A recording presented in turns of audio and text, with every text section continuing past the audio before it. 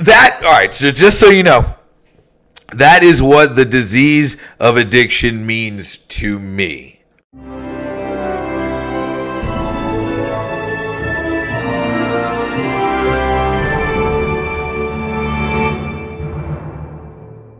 Hey everybody, welcome to the first class. Today is season 1, episode 1. We are doing obsession and addiction. Today we're going to break down what is addiction, how do we identify it, how do we know if we're addicted to something or we're just like craving it or whatever. We're also going to look into what can we be addicted to. We're going to look at what is the mental aspect of it and the physical aspect of it. And I want to say that this is not associated with my teachings at Attainable Dreams. This podcast is brought to you on my own time, and I do it for educational reasons to people who are not only addicts but families of addicts and so on and so forth. So I do this for everyone, and it's only published here, so if you're here to get it, then great. I am not a doctor, I am not a scientist, anything like that. I am a person in long-term recovery. I have a bachelor's of science in elementary education. I've assisted in the opening of several treatment facilities. I'm a part of many programs, and I teach this stuff. I think that whatever helps you, and like just fucking do it. As long as you're trying to change your life, that's all that matters. I don't sit here and tell people to go to meetings and stuff like that because I'm preaching that. It's just because it's free. Like, you don't have to. If you don't want to, you don't have to, but you can spend money and go to some other way of being clean, and it can probably work just as well. But most of the population that I talk to does not have those resources, so you're better off just like trying this first and then trying whatever else might work for you.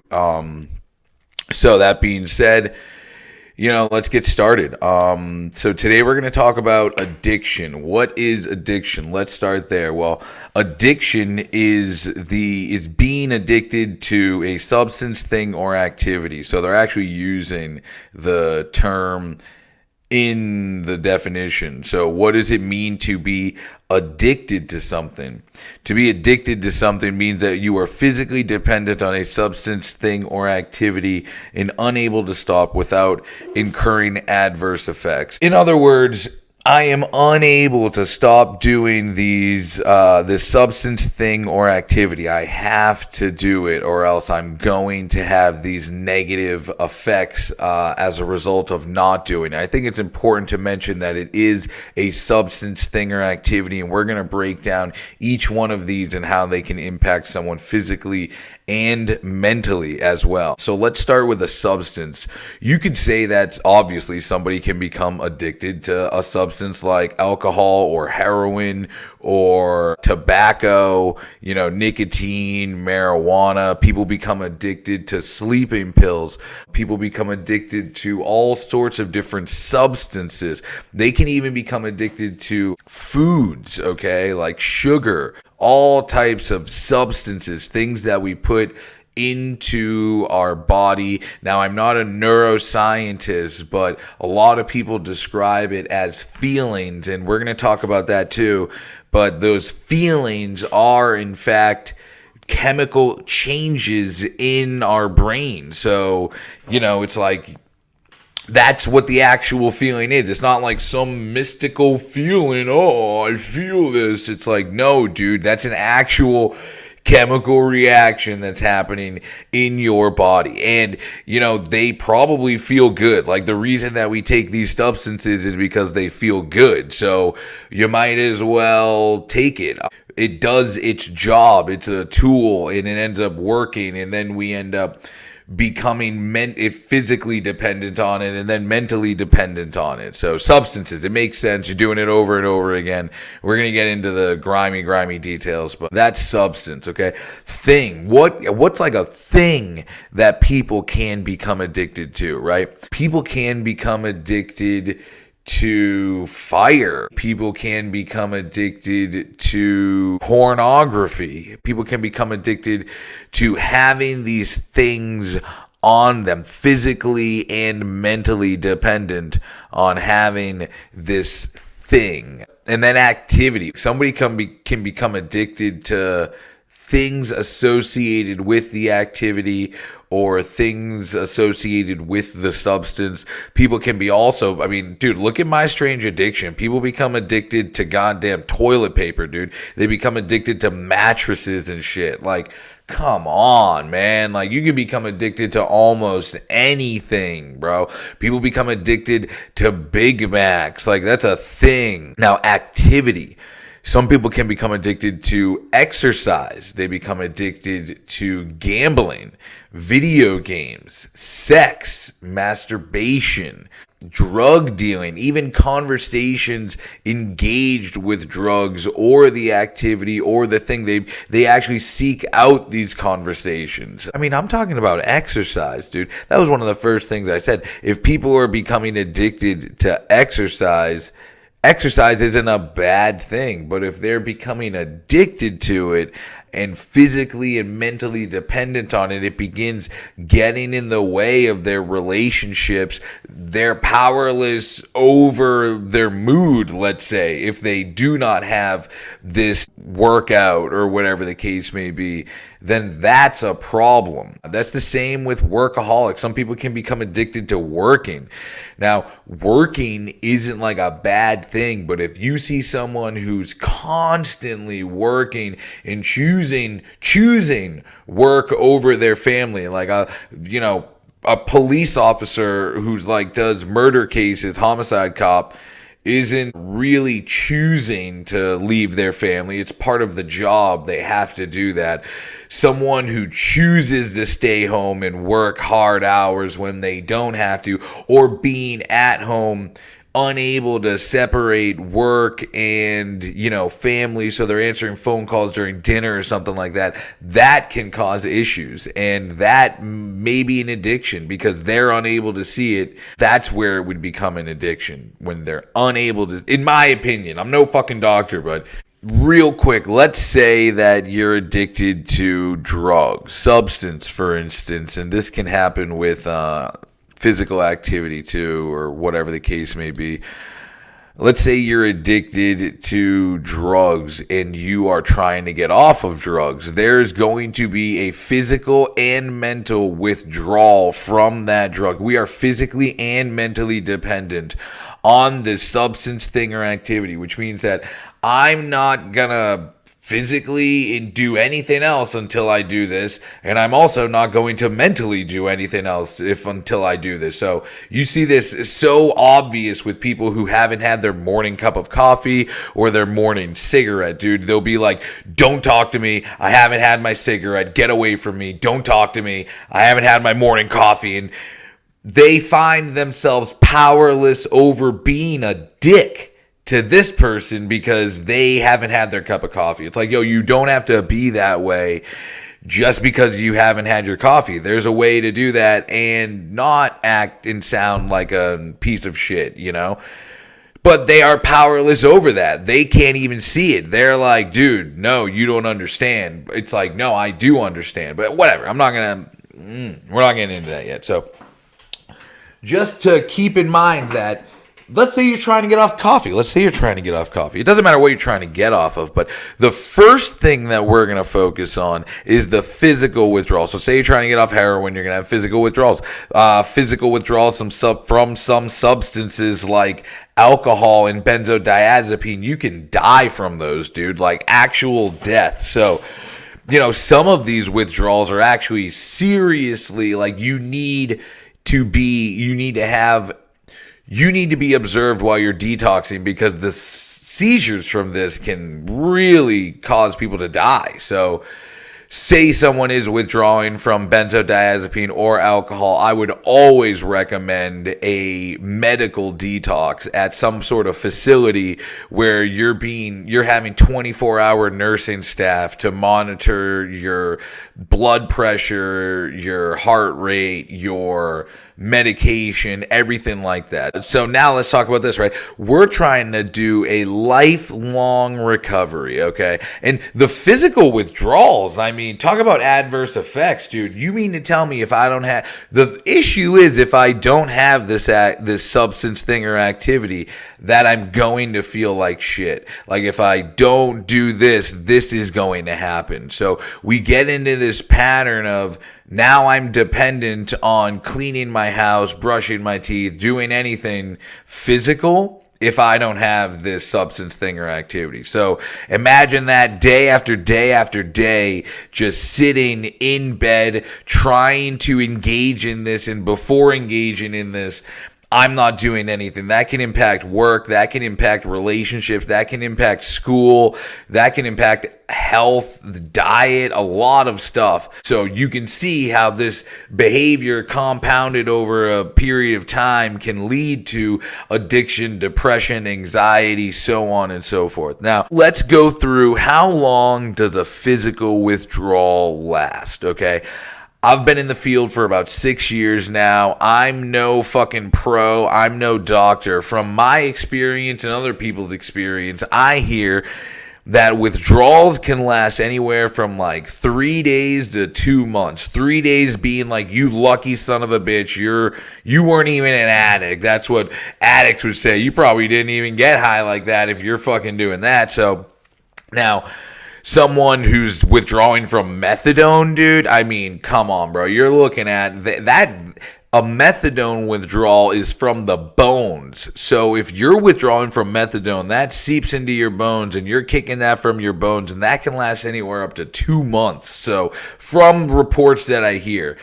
So that means that physical withdrawal can be anywhere from 3 days to 2 months on average. I'd say 2 weeks at the maximum, dude.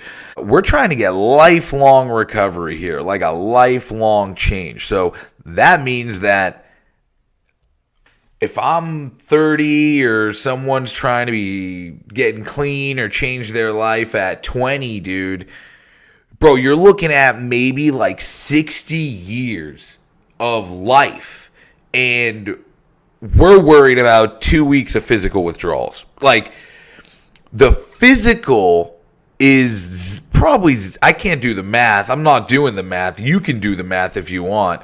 It's like 0.001% of actual recovery is physical. Dude, all of recovery is mental. All of recovery is mental. That's what it is. It's a mental game, man.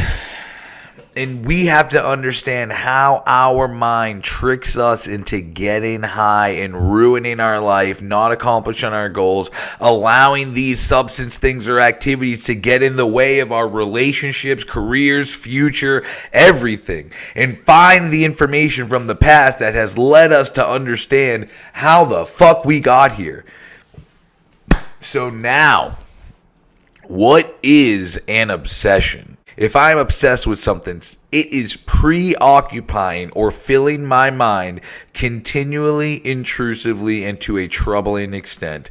If someone is trying to physically break into my home continuously, that means that they're going around to doors and windows trying to like lift them up, check doorknobs and shit, and it's like, bro, that is going to fuck with me. I'm not going to be able to do anything. Just that. Now imagine them doing that intrusively. So not only are they continually trying to break into my house, but they are now intruding into my house. They're breaking the doors, they're breaking the windows, all this shit. That's not fucking okay. I'm not going to be able to sleep, have people over, cook a meal, fucking shower, do anything. I'm not going to be able to do anything. I'm going to be physically and mentally dependent on figuring this out, dude. I got someone breaking into my house. That means that it is to a troubling extent. That's not okay. This is unable to do this, dude, to a troubling extent. It's impacting my work. It's impacting my life, my relationships, everything. I can't keep on living this way. That's what an obsession is, and that's just in the mind. Now, just like the house, the physical house, people can get in through windows and doors and stuff like that. There are windows and doors to our mind as well. these obsessions can come in through our eyes, through our nose, through our tongue, through our fingers, through our ears, right? We can hear through our chemical imbalance, our system, right? Like I can look at someone who's fat as shit and know that they have a fucking problem with eating. Like you don't gotta fucking, it's obvious, dude. You're so powerless over your eating habits that it has made your life unmanageable to the point that you are 100 pounds overweight, which means that if you are 100 pounds overweight, you just carry 100 pounds around with you. Now, I'm overweight as well. I'm not someone who's like any fucking guru, but every single day just for today, I'm working on it. Obsession and mental desire is what we need to focus on primarily. Understanding our thinking, kind of like some cognitive behavioral therapy. If we do not understand this, then our addiction is going to have an advantage over us, and we are not going to be able to combat it. And this is not just addictions. This is like a desire to buy something. Like I can become obsessed over anything. I can become obsessed over food, fucking shopping. I can become obsessed over things people say. I can become obsessed over my past, my future, my present, my job, anything, other people's emotions, other people's feelings, dude. Other people's past. I can become obsessed over your defects, your shortcomings, your ability to help people, your inability to help people, dude. I can become obsessed over fucking anything. It's crazy, dude. So, this is not just an addiction thing, bro. And your obsession actually is good for you. It's actually telling you to do something, to take action, to fucking handle this, okay? So the obsession with drugs is actually the drug's ability to tell you to get the fuck out there and get more drugs. Don't go to detox, because if you go to detox, we're not going to have more drugs. And the actual withdrawals is your addiction's effort to get you to get more drugs. And it's not your addiction, it's your body. It's your body telling you to fucking do that. Like, yo, why aren't you giving me this? What the fuck? And you're in the mental battle with that. Oh, it's exhausting day after day after day. Moment after moment, failing, knowing we're doing the wrong thing and doing it anyways. That shame builds and builds and builds to the point that people end up in jails, institutions, and death because the only thing to hide all that shame is a massive amount of drugs that we're taking every single day. Damn, son, where'd you find this? Fuck.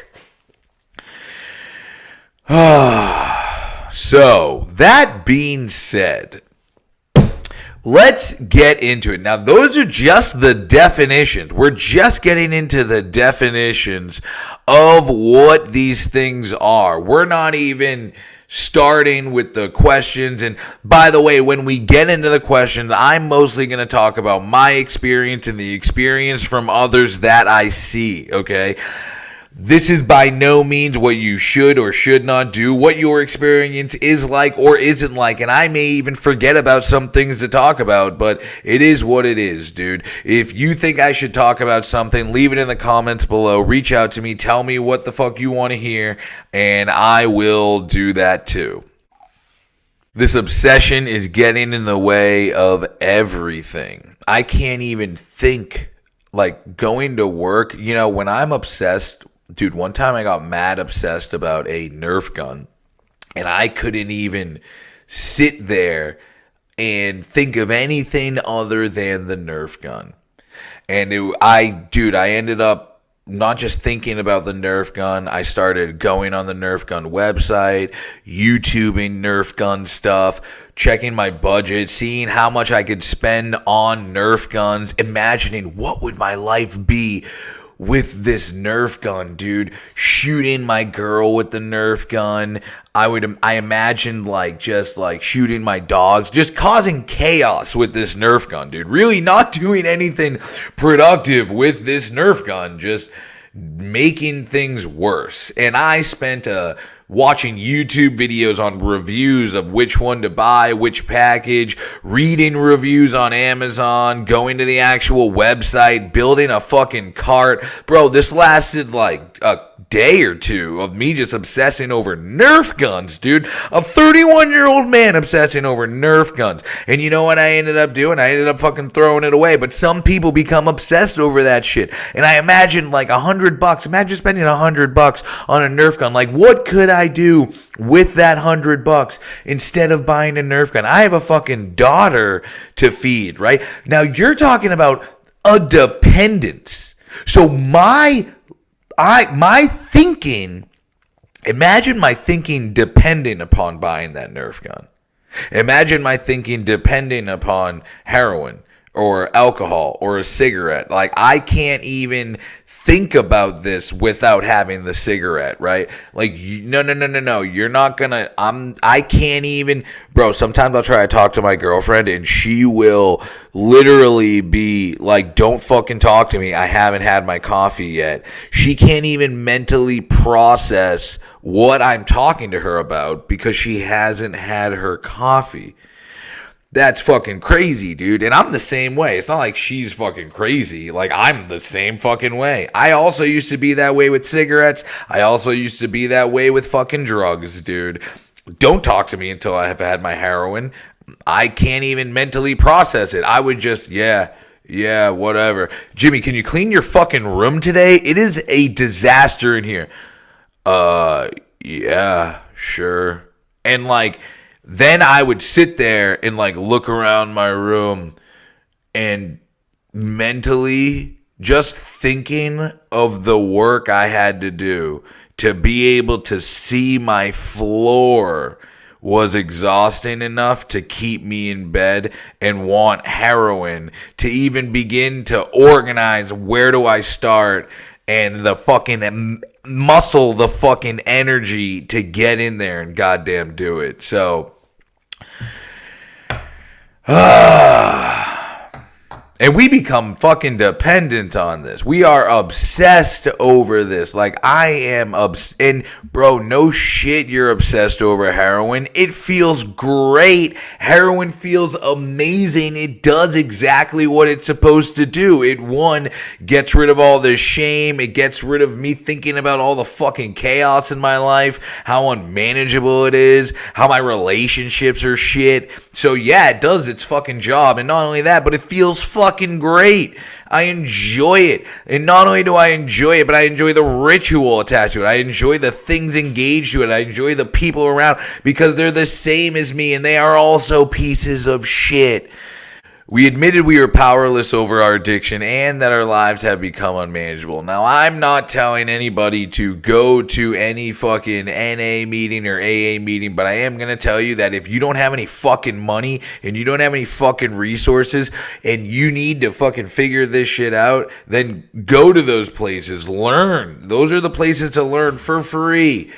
Now, we've gone over addiction and obsession. Remember, addiction is the fact of being addicted to a substance, thing, or activity. And to be addicted to something means we are physically and mentally dependent on this substance, thing, or activity and unable to stop without incurring adverse effects. And we're going to go really in deep about this. And eventually, hopefully, if you stay around, you'll graduate into the next program, which we get into character defects, shortcomings, people being assholes and funny, and our powerlessness over that. Now, understanding powerlessness over our behavior right now, whatever it is, and the physical and mental dependence and how it impacts relationships and all that shit is going to be crucial in understanding before we get to that point. So I don't want anybody to fucking get ahead of themselves, but you need to be here before you get there. Because if we don't talk about this, then you're not going to understand that. If you can't understand how you're powerless over a drug and how your life can change from recovery through that, then you're not going to understand how, like, not saying something that's going to hurt someone is going to work, and even registering that may hurt someone. Some people can't even register that shit. So we've gone over the disease of addiction. In here, they say that the disease, like how they say that it's not the drugs, not a behavior, but our disease. I'm going to argue the behavioral side. So I'm going to keep on with the behavioral side. These are the behaviors that engage in it. Stop these behaviors and you're going to recover. And if you want to speeden up that process, there are things that you can do that are going to speeden up that process. Some cost money, some are free, some are medical, some are behavioral. I am not a doctor. I don't know the neuroscience. I can't prescribe you any medication, but I sure as shit can tell you what worked for me and what worked for other people.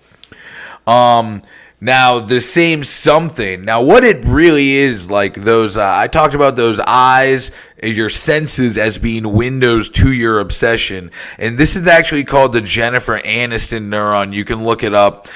They say that what it is the, just hearing Jennifer Aniston, right? Your brain immediately goes to a place where you are relating what you just heard so that you can continue the conversation, right? Like your understanding of who Jennifer Aniston is dependent upon this conversation. Now, if you do not have, or if you do not know who Jennifer Aniston is, then that means you do not have this connection. So there is no brain. Your brain is actually going to be searching who the fuck is Jennifer Aniston. Think about it. And you may even take action to figure that out so you can continue in the conversation. Someone who has a knowledge of who Jennifer Aniston is, their brain is going to light off in that area, make the association, and continue on listening.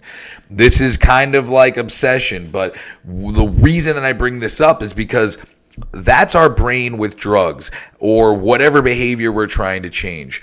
When we engage in it, when we hear a beer, see a beer, taste a beer, feel a beer, whatever the case may be, that is going to light up so many parts of our brain. Like Jennifer Aniston, fuck her. Alcohol, dude. There's going to be a million associations with positive, negative, relationships, all sorts of stuff is going to be associated with that, and our brain is going to go haywire. So just having the knowledge of how we can start to be obsessed over something just because of seeing a beer, smelling weed, just even talking about it.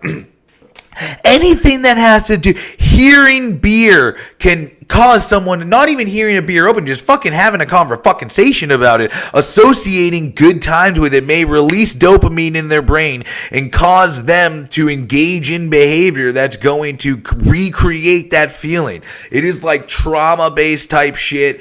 I don't even know. I'm not a neuroscientist. Go to Andrew Huberman or fucking Sam Harris or whoever if you want to really know about this. I just know that when I go places and there's beer or there's weed or there's drugs, I can't help but associating that. How can we tell when our disease is active? We become trapped in obsessive, compulsive, self-centered routines and endless loops that lead to nowhere but physical and mental, spiritual, and emotional decay. So what happens is, how do we know when this is an addiction, okay?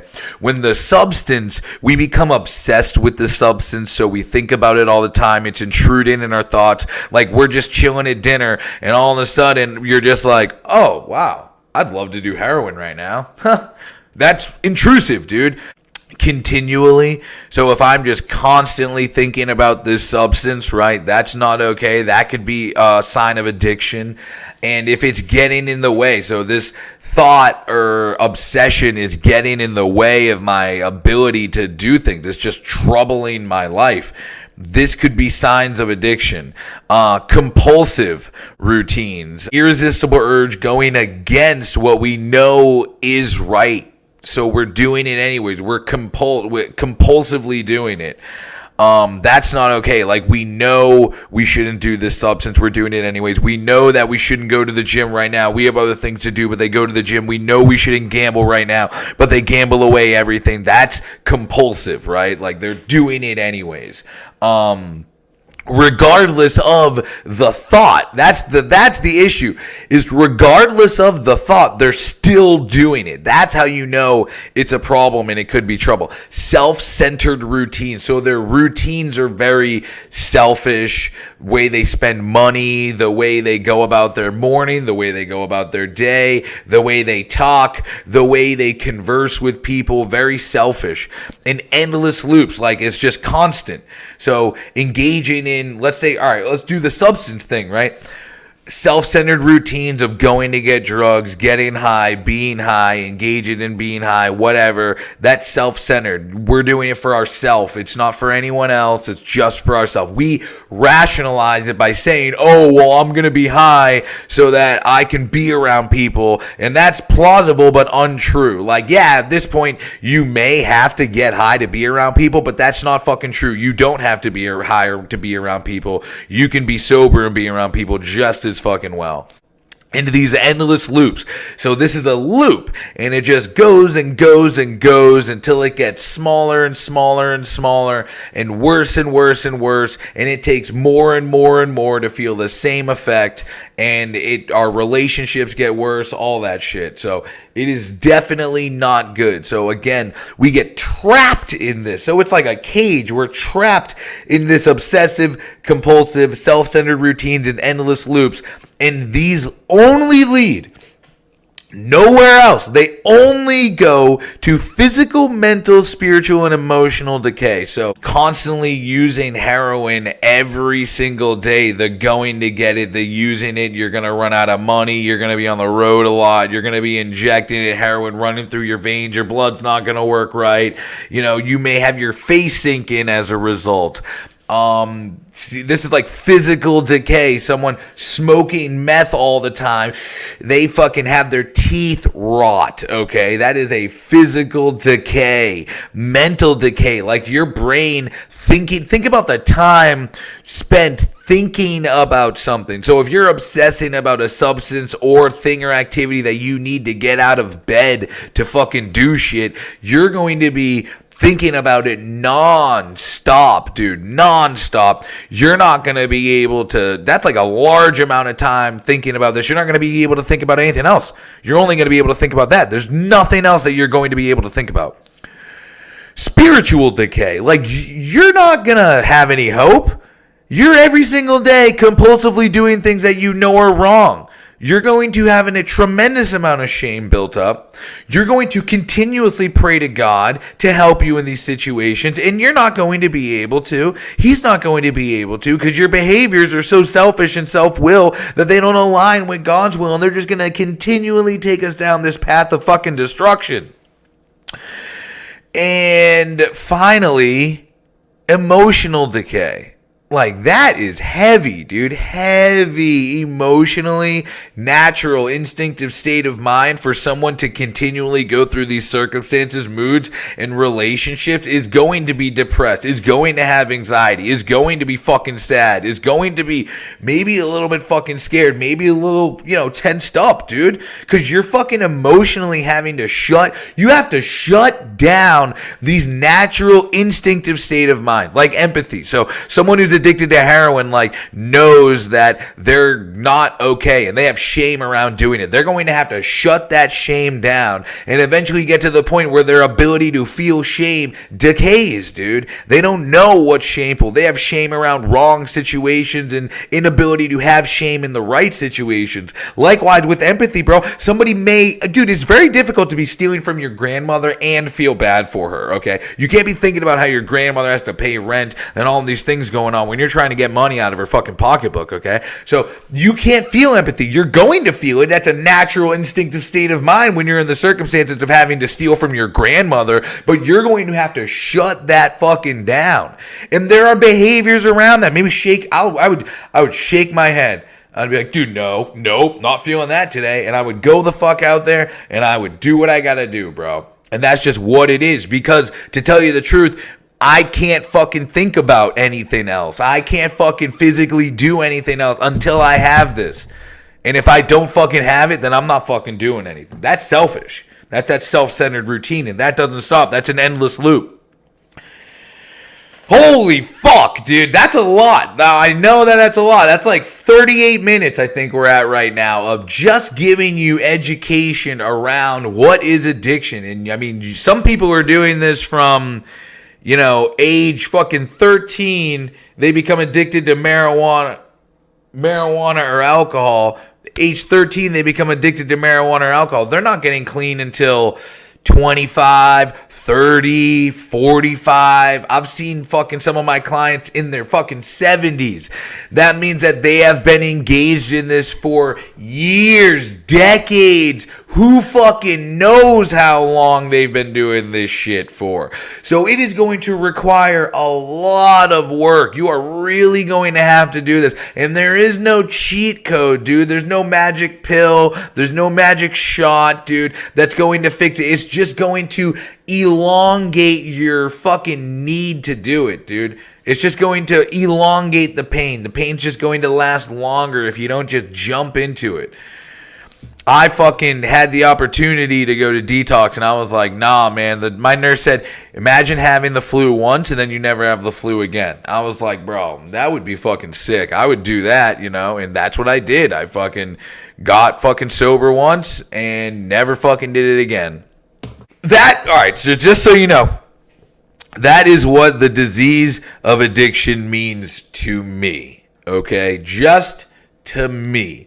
The disease of addiction may mean something to someone else. This is what it means to me. Every single little group that we do here, every single little lecture, podcast, whatever the fuck you want to call it, every time we do this, this is what it means to me. That's always how it's going to start, and it's usually this long too. So if you ever want to not do this and not hear all this, you can just skip ahead, but this is usually how long.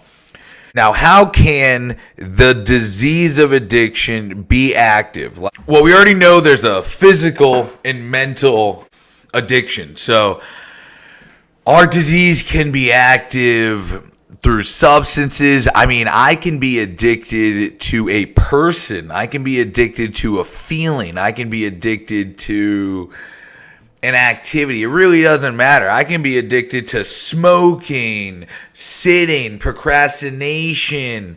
I can be addicted to relationships, friends, addicted to eating, drugs, bro, you name it. So, what is it like to be obsessed? So, how do I know when I'm obsessed with something? I would say it is constantly on my mind. I am unable to not think about it. It is... Now, when I'm obsessed with something, I can be obsessed with something good, okay? So let's say I get a text message from my fiance that says there has been an issue with our daughter and she's rushing herself and our daughter to the hospital. Like the obsession, the intrusive thoughts, the continual thoughts of what is going on, how can I help, I have to be there, it's going to be to a troubling extent. And that is a good thing. It's telling me that that's somewhere that I need to be. Like I need to get there and figure this out and fix it. The issue is when that type of thought is around drugs or alcohol. I can become obsessed with alcohol or drugs being a certain place. I can become obsessed with a place where drugs and alcohol are. I can become obsessed with my phone. Phone addiction is huge. I can become obsessed about the dude who's got the drugs, right? I can become obsessed about like not hurting his feelings, whatever the case may be. I can become obsessed with my mom's pocketbook. I used to be obsessed about Saturdays. I would obsess that Saturdays my mom is going to get paid and I'm going to get money from her pocketbook. I would obsess about my sister's drug use, okay? I wonder if she's using so that I could steal drugs from her. Bro, you can obsess over fucking anything, and not only are you going to obsess about the actual substance or things around it, but you're also going to obsess about the activity. Like I would look forward to it. I would anticipate it. I would hope for it. The same thing with exercise and anything else. Like I would literally, with exercise, somebody may be obsessing about shoes that they use to run or equipment that they need for exercise. They could obsess about going to the gym later, and they talk about it at work. They talk about it to their friends. They talk about it to their coach. What are you working out today? I'm going to be working this. You see it in their eating habits. They do it all the fucking time, bro. You see that they become obsessed with it to the point that it integrates itself into all areas of life, and whether or not it makes their relationships unmanageable is how you can gauge the severity of it, okay? Or their ability to know that they're powerless over. Like, if you were to go to someone and say, bro, all you talk about is running or exercise, if they know that, then damn, yeah, you're right, dude, I do that all the time, my bad. That's something. But if they're in denial about it, that's one of the first things that you have to overcome in order to understand your own addiction and move forward, or any behavior, any obsession, period, is knowing that we are in denial at some point and confronting that. The refusal, it's actually the action of declaring something to be untrue. And we're going to talk about that in the next episode, denial. Next episode, be there. So yeah, when I'm obsessed with something, I can't fucking stop thinking about it. I need to get some fucking answers. I need to figure this the fuck out. I need it now. Some things that I can obsess over is being hungry. When my obsession is huge, when I'm hungry, when I'm alone, when I'm angry, or when I'm tired. Halt. That's what it is, dude. When I'm hungry, angry, lonely, or tired, dude, I am always focused and obsessed over something. When I'm bored, I'll become obsessed over something. I'll start wasting my time doing shit, bro. It is horrible, man. Horrible. I can become upset. I used to obsess over cigarettes. I wouldn't even be able to listen to what you had to say until I had this cigarette.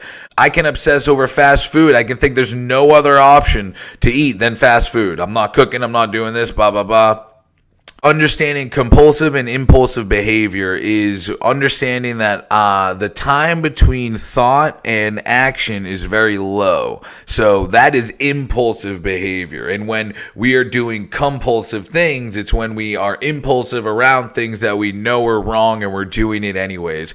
And now when a thought occurs to me, often I will immediately act on it without understanding the consequences. As far as stealing, so when the opportunity presents itself, I may jump at it, even though having already dedicated not to, or knowing that the consequence is going to be negative, knowing that the outcome is not going to be good, I'll engage in it anyways. That's no bueno, dude. That is going to make my life unmanageable. That means that I can't fucking control my life. Why can't I not? You shouldn't do that. So why can't you not, right? Like driving on a flat. Like, I know I shouldn't drive on a flat, but I'm fucking gonna do it anyways, dude. When a thought occurs to me, do I immediately act on it without considering the consequences? I would steal from my friend, and I wouldn't even think about how that would ruin the relationship. All I'm thinking about is my next one. I would go running while I have a newborn at home and a girl who's fucking deathly tired, and I would go on a fucking run for like 3 hours thinking it's no fucking big deal. Because I fucking needed, because I'm losing weight. That self-centered routine, that is an endless loop that eventually would lead to nowhere other than divorce and a fucking kid growing up in a broken home if I never figured it out. If I didn't control that compulsivity, learn right from wrong, and become less obsessive, dude. I had to learn that and see that within myself and how it impacts it. And when my girl's telling me those things and feel bad, that's a sign that I should stop it. That's not like she's wrong, whatever the case may be. That sucks. That's me getting a feeling. That's a chemical reaction, and I need to fix it if I don't like that fucking feeling. And there's ways to fix it and still exercise and lose weight, and I need to come to believe that fucking solution exists. Woo! We're going to get into it, boy. You keep on coming back. All right.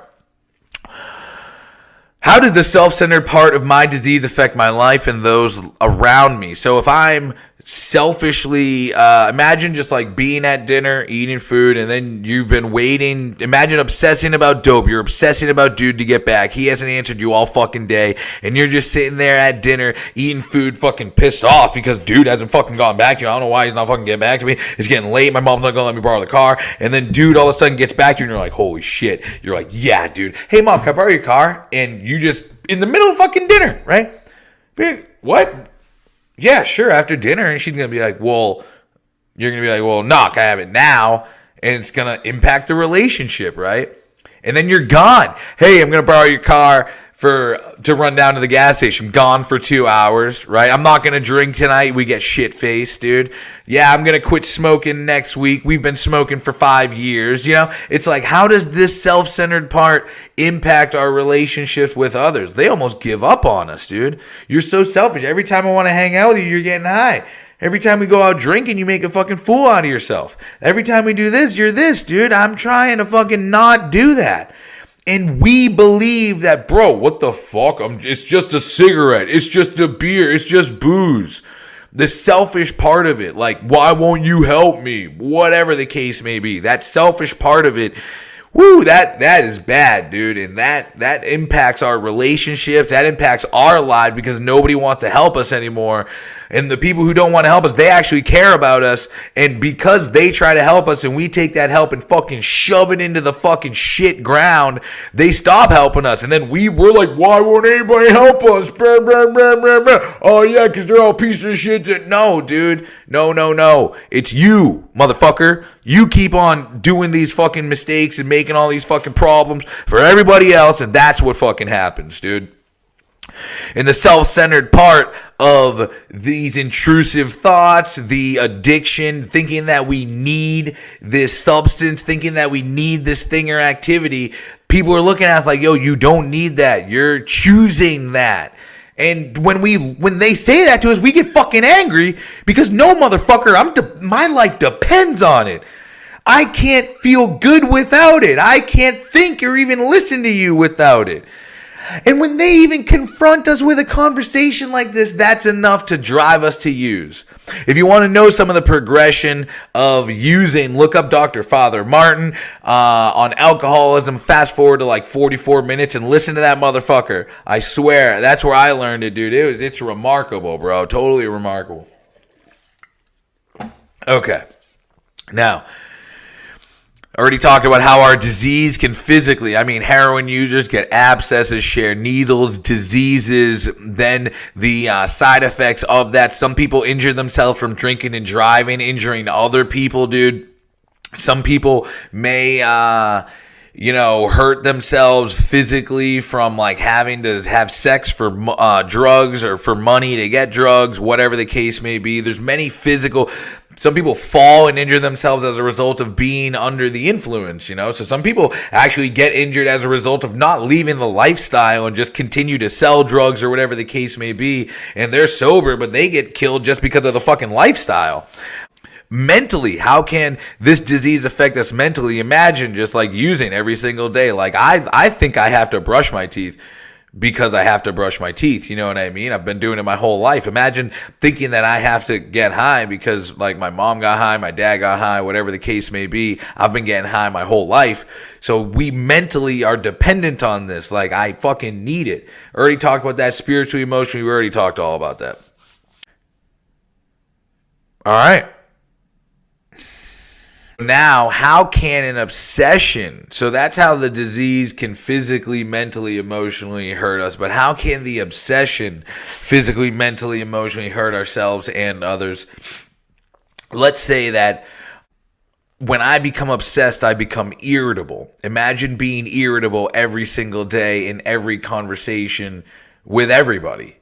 That's not good.